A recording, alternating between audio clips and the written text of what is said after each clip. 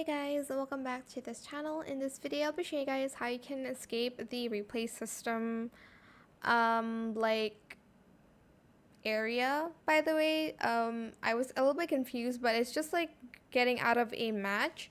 You're just going to press escape here and then go to the settings tab button, and then just like either leave match or exit to desktop, and that's how you can kind of exit the replay system area of the Valorant. Yeah, that is it. I hope it was helpful for you guys. Don't forget to like, comment, share. Again, just press the escape button. If you can't find your cursor, just press the middle of your mouse. I don't know what it's called, your scroll. And then just press escape and then go here and leave match or exit to desktop. Confirm, and that is it. That's how you can leave your replays. I hope it was helpful for you guys. Don't forget to like, comment, share, and also subscribe to this channel if you haven't done that already.